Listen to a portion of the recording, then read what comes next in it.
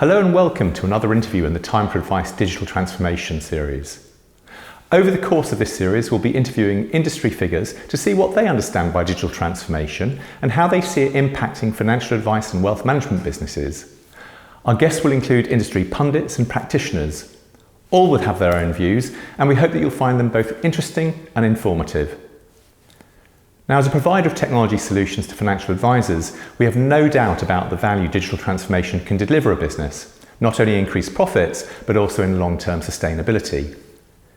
Too few people have access to professional advice simply because the current model is overly expensive due to disconnected systems and multiple manual workarounds which divert time away from client relationship management onto mundane tasks like review report writing that clients simply don't value. At Time for Advice, we want to change all that. It's important to remember that digital transformation is a journey, and all firms will be at different stages of that journey, some well advanced, others just starting. There is no doubt that it's challenging, but we believe that firms need to think big, start small, but just start. Digital transformation means different things to different firms. So today I have with me Mark Harrison, who's the CTO of Killik Co, to discuss what digitisation means to his business. Hi Mark and welcome. Hi Roland. Welcome. And thank you very much for having me. It's an absolute pleasure, despite the fact that it's an incredibly grey and dull day here in sunny Oxfordshire. Yeah. Well, normal sunny Oxfordshire. There you go. It's nice to get out of London for the day. Yeah, good news. Well, thank you very much for taking the time, and I really appreciate that. To sort of kick off and to get started, just tell us a little bit about yourself and your journey to how you became CTO of Killik Co. And what your role is, a little bit of background really. So tell us about Mark. Broadly, my career has been about transformation in the financial services industry. Started very conventionally in a consulting firm, what is now called Accenture, what used to be called Anderson Consulting. So solid grounding in tech, but most of all the techniques of project management, both large and small scale. Since then, I've been through a number of things, both line jobs, consulting jobs, and a little bit of time in the sort of entrepreneurial world of setting up, building products and selling those products. But my natural stance is overseeing, promoting transformation, and I have a kind of mantra that says, what I enjoy is leaving things better than I found them in organizations. Yep. And that is both in terms of processes and services, but also people. And nothing is more satisfying to me than people saying, thank you, Mark, for what you've been doing. Things are better now than they were when you joined. Well, fantastic. And that's a great attitude, isn't it? Yeah. And that's, it means I'm a change person. Yeah, it means I deal with the ambiguity of change quite well. I can take a 6-month view of fixing things. A lot of people struggle with that in terms of their personality. If they're like that, they probably shouldn't be change people. But I enjoy that very much.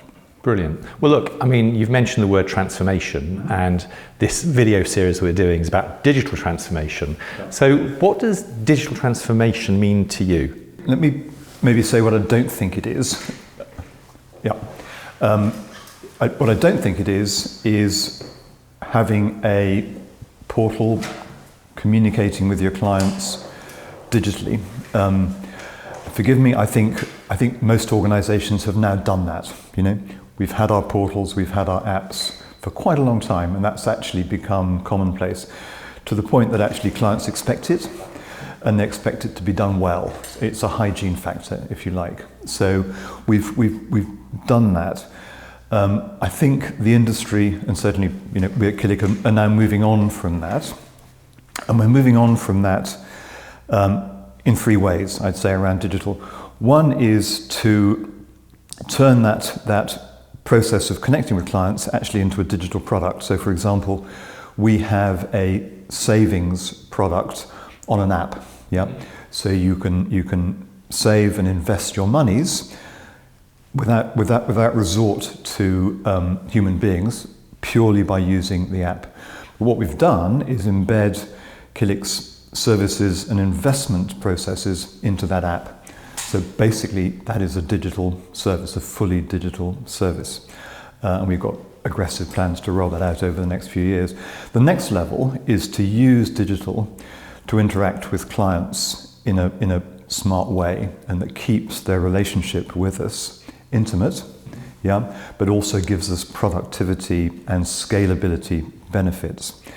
Put simply, that's finding ways of getting clients to contribute information on a screen and digitally, but without any sense that what's going on is something that's purely transactional, and they're losing contact with their advisor. And I think a lot of people are on that journey, and it's a tough one, and probably the most challenging one about use of digital. It's how you best use it to interact with clients. How do you enhance the client experience? And the third thing we're looking at is actually rather more internal, is how do we use digital capability, digital tools, the deployment of data to get the internal administration processes, particularly around client-facing people, much more efficient, much more scalable. And I think you've covered off some three really interesting points there. Of course, we've got the internal challenges. How do you get people to change behaviours? And we'll come on to that in a few seconds. But more importantly, how are your consumers, how are your clients responding to this new approach? Do they feel that this is just, as you say, another way of transactionalising, if you like, the service? Or are you being successful at maintaining that client relationship? We rolled out a new portal and a new app about a year ago, and that's been amazingly successful. Really positive feedback from the client base, and interesting things to say about that. The Killik client base is actually it's across generations, but there is quite a large part of the client base, and certainly where some of the money is, sits in, Roland, probably you're in my age bracket. We've had absolutely no resistance to the use of tech at that level at all. In fact, sometimes quite the opposite. It's people in that position who adopt very quickly. And funnily enough, it's often the busy 40, 50-year-olds who have less time to do that, simply because they're not sat at home and unable to do it. So, very, very well received. What we've not embarked on yet is that process of doing more than just providing data and valuations. We've not started to get interactive. So that's going to be an interesting journey to do. But I think, you see some comments. I think people underestimate what consumers want and how they're prepared to work. We all use multiple websites. We all use multiple portals. We're very used to submitting data. None of this is new to the great majority of people, and certainly not to our clients. The trick is to find the best navigation through that to see what works best. Well, I think you're absolutely right. Of course, Amazon and all of these sort of direct-to-consumer technology companies really have fundamentally changed the paradigm, and of course the accessibility of information with your mobile device, iPads, the connectivity has just opened up a whole new world of opportunity and has challenged the sort of conventional thinking. I think in terms of an acceptance of engagement, the pandemic has fundamentally shifted everybody's thinking, haven't it? Their paradigms have moved massively. And how have you guys sort of been able to address that, or how have you dealt with that, given the fact that we weren't able or aren't able to easily get face-to-face with clients, things like that? How have you found the last sort of 18 months, 2 years now, in terms of running the business using digital to support that? I think, funnily enough, the easiest side of it has been the client communication side. I think the great majority of clients have taken very quickly to Zoom, Teams, whatever it is, to the point that it's become commonplace. And again, to my earlier point, I think the great majority of people had been doing that stuff internally, talking to their children, their grandchildren that way. So that, client adoption has really been quite straightforward. There's been a bit more work to do getting it to work internally. Yeah. And I think the deal is not getting the technology working, because to a certain extent that's, you just make it work. Is how you continue to exercise the management process, and how you continue to maintain and sustain your culture in that sort of digital world. And particularly, and this is what's happening at the moment, we're becoming hybrid. People are spending more time back in the office. So you have meetings where half the team are in the office and the other half are not in the office. And I wouldn't describe any of it as challenging. It's just all about learning new ways of working. Yeah. Just different. And one of the obvious things to say about this is everybody says, oh, it's much more efficient to work from home, but I don't have to travel. Yes, but what you're not doing, if you're doing that, is all the side conversations, the water cooler stuff, looking at people's body language, understanding when there's a problem or not. And at the end of the day, we're all human beings, and we work in organisations that need that stuff to move forward. Well, we're in a people business, aren't we, at the end of the day? And that's not just clients, also our colleagues. And we've already talked about clients' acceptance of digital, the communication, obviously via Teams and Zoom has been a revelation to many people, and also I think for changing advisors' attitudes, because many advisors that I speak to, pre-pandemic, were all about, oh no, we must do face-to-face. But of course that wasn't possible. And so do you see that this approach is here to stay, or how do you see, as the pandemic begins to diminish, hopefully soon, how do you see digitization of the advice process changing? I think it's here to stay, but I'd make two qualifications. One is I think you absolutely do need to meet people at the start of a relationship if you can do that, because you need to bond, get the body language, feel comfortable. Once that's done, I think people are quite happy for the phone call or the digital meeting, and on an ongoing basis. I think the other thing is advisor efficiency, actually, and that's a byproduct of this, and a positive one as well. People don't have to travel so much to meet their clients. So instead of meeting 2 or 3 clients a day because you're making a trip somewhere, you can talk to 5 or 6. Yeah. Fantastic. And that's massive, isn't it? Yeah. We'll come on to the advice gap and the challenges around that in a few seconds. But I mean, just taking a sort of more helicopter view of the industry per se, and where we are at the moment, what do you think are the main challenges facing advice businesses? I mean, you've obviously identified for Killik Co a number of strands that you're attacking and making good progress in. But for the broader piece, obviously Killik is a significant organisation, atypical of an advice firm. Where do you think the serious challenges are facing our industry at the moment? It's easy to say regulation, so I'll say regulation, we won't say any more about it, but that occupies a significant amount of time and effort to respond and report on all of that. Beyond that, in terms of pure business, it's how we grow, scale, expand, because anyone that's in business wants to grow their business. That's a natural stance. In a business that's historically been very personal and one-to-one, the challenge is absolutely some of the things we talked about earlier with digital and digitization, is how to deploy the tech, the techniques, all of that stuff, without losing that client intimacy, because at the end of the day, we are businesses that exist because we look after our clients, and that's a combination of investment performance, which is really important, and sometimes people forget that. Actually, people stay with wealth managers because they've got a good investment performance, together with the planning and the advice that goes with that, and that sense of trust. Here's someone to talk to, here's someone to ask if things are okay for me financially. Yeah.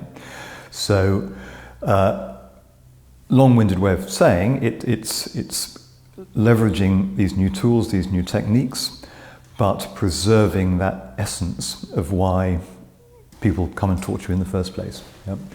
And I think there are some communities, the consultants, the vendors sometimes, forgive me, who rather behave as though everything is going to be swept away by the new toys. Yeah. And it's very easy sometimes also for people within our organisation to think that everything is going to be digital and on a screen. No, we've got to keep that personal, that sense of trust, which at the end of the day is our contract with our clients. And I completely agree with you. I mean, that's why some of the direct-to-consumer brands find it very difficult to gain traction. Firstly, they have to spend millions and millions of pounds to establish that trust.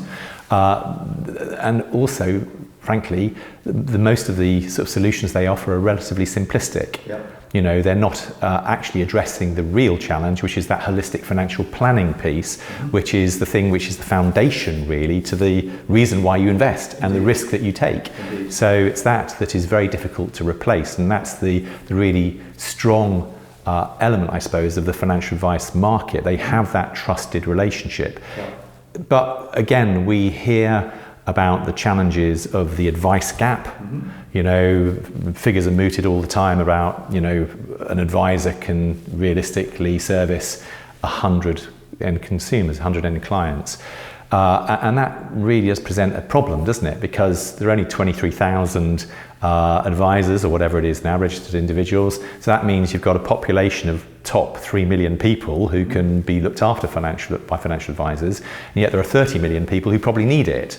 So how are we going to address that? And obviously digitization, digital enablement will produce perhaps more time.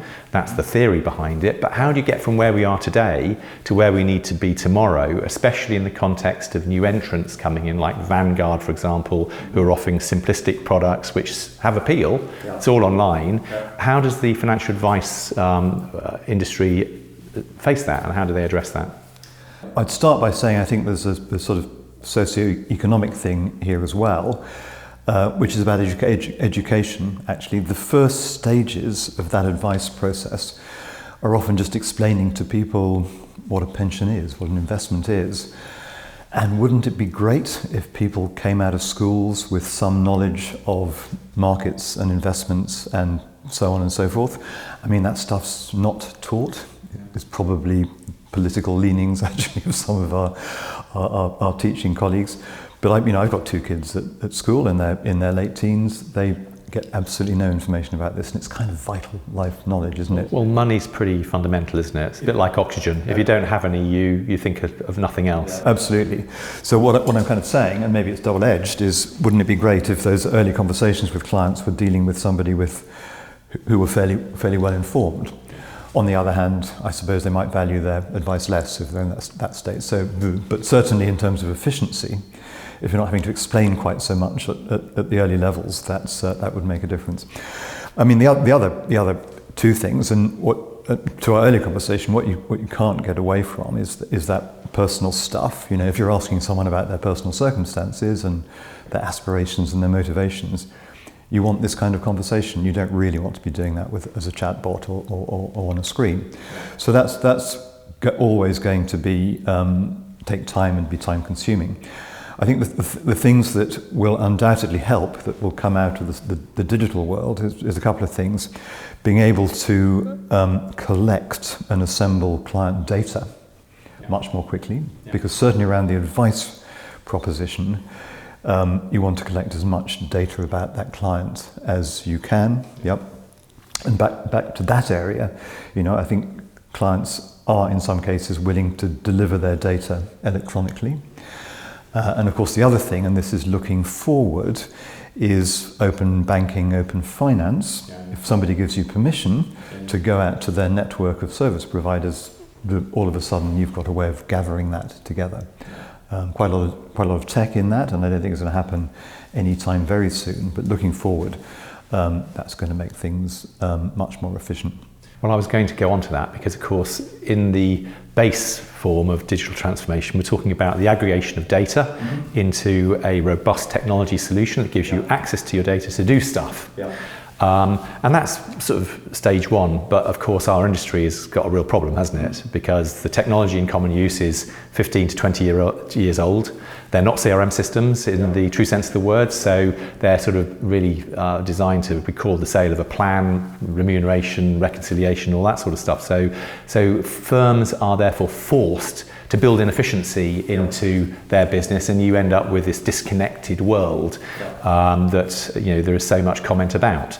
And I'm sure Killik has been there, done that, and I'm sure the reason why you're pretty fully engaged is to find a way through that to address not only the wealth management side but also the financial planning side, and making sure that the whole business works in harmony.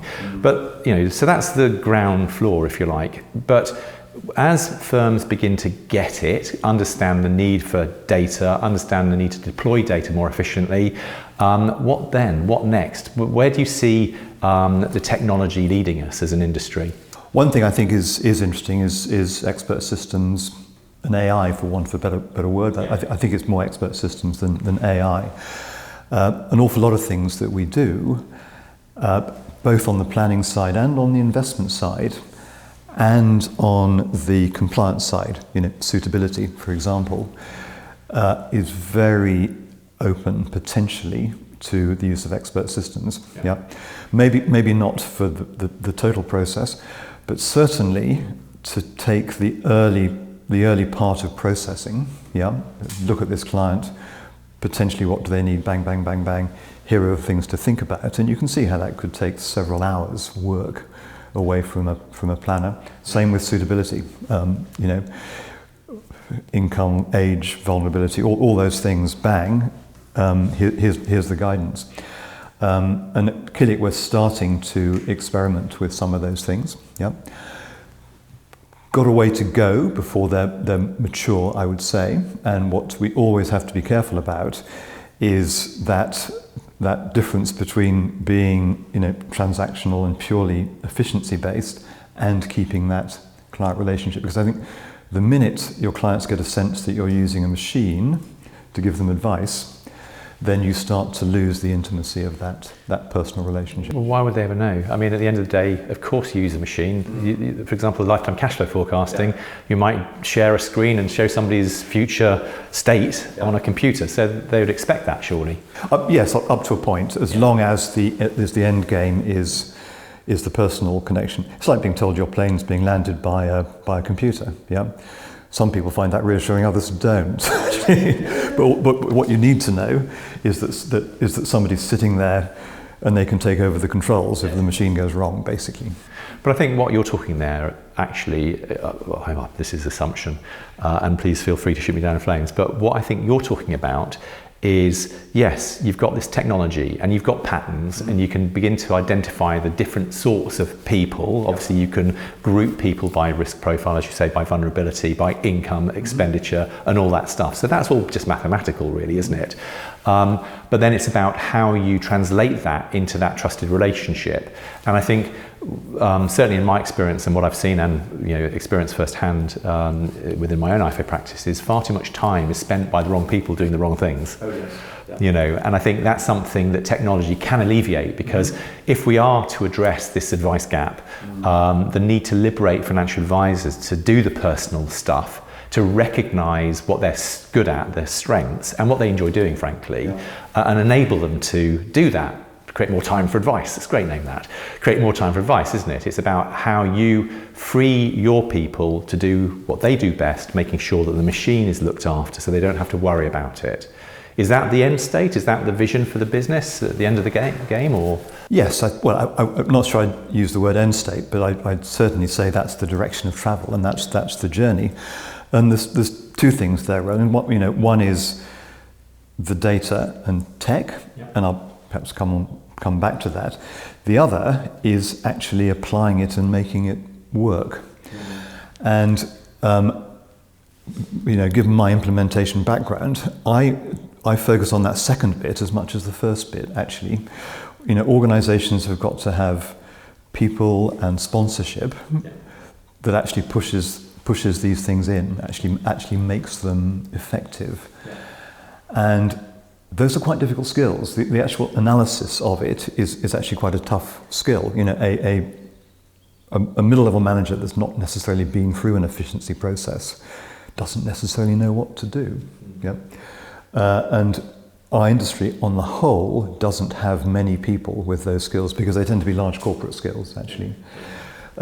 So what I see quite a lot of, and been around quite a few environments, is people deploying new technology, sometimes well, sometimes badly, but the organisation really struggling to adopt it and make use of it. And you see sort of business cases that say we're doing this to save 10 heads or something, and then you say, well, actually, how many have you saved? And you find, none for all sorts of reasons. And that, that's not just about sending people off or giving them a different job. It's actually about how you genuinely introduce this stuff, have it adopted, have it accepted and part of your chemistry and culture. So I think, first of all, I find that side of it fascinating, but also I think that side of it is as challenging as building the tech. Oh, I think probably more so. From a technology perspective, obviously we build the tech. We take the Microsoft Dynamics CRM system, we throw away everything we don't need and rebuild something that's relevant for our particular niche. And that's great. I mean, the solution is amazingly comprehensive and does an enormous amount. But it's how you get people from where they are today and change their mindset to leverage the value that's just sitting there. Because unless you make it blindingly obvious, actually people don't know how to progress. And I think the key thing is to build that sort of transformation journey, because you're absolutely right. Digital transformation, or any business transformation for that matter, isn't something that just happens. That's it, we're done, we're transformed. It's a journey. The whole world is dynamic, businesses are dynamic, our industry is dynamic, it changes all the time.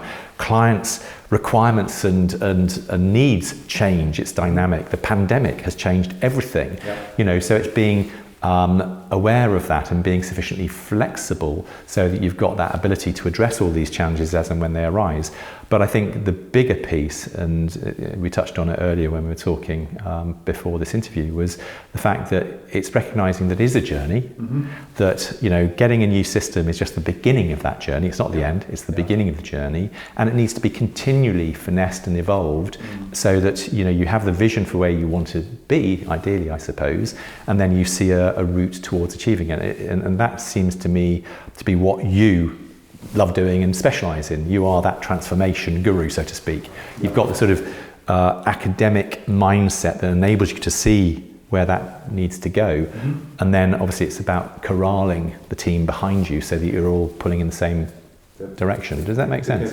It makes complete sense. And I were talking about this earlier. One of the things about the wealth industry is it's not been large organisations, and it's not over-equipped with what I would call professional managers out of professional backgrounds. And something I find is even the language of transformation can be, people struggle with that. You talk about phases and journeys and workflow and checkpoints.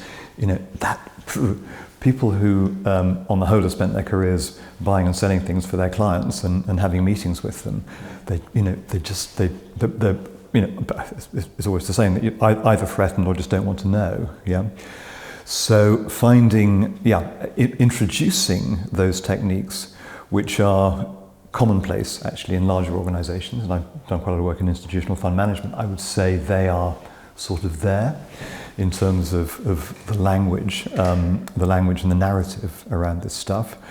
In smaller organisations, that's work in progress to get people to understand it. And I guess that's the opportunity for firms like ours. Creating a solution that's relevant and then helping them get value from it. Yep. And absolutely, if what you're doing is pitching adoption as much as the kit itself, which you absolutely need to do, because what you want is satisfy clients that go, not only have we put in Roland's kit, but actually it's made a difference. Yeah, and you're absolutely right. I mean, our vision for the business is best product, best support, happiest clients, because actually you get happy clients, they tell other people. If you get unhappy clients, they tell more. It's true of every industry.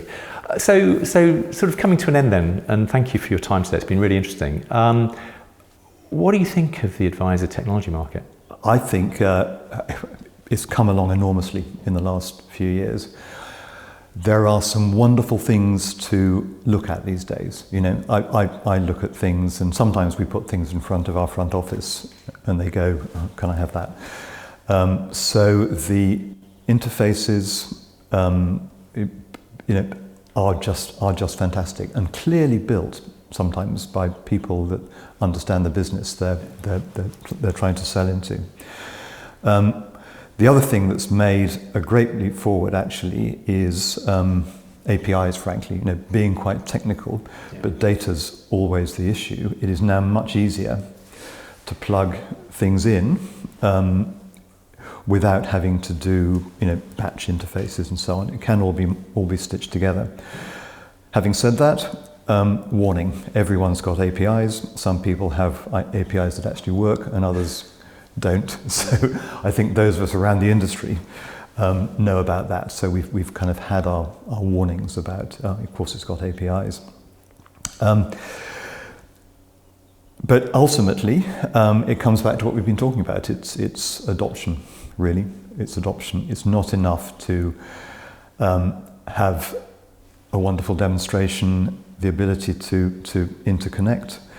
You've still got to install the thing. Although, back to our earlier conversation, tech is a little bit how much do you want to spend to get it done. You can always find people to do that. It is about adoption. Yeah.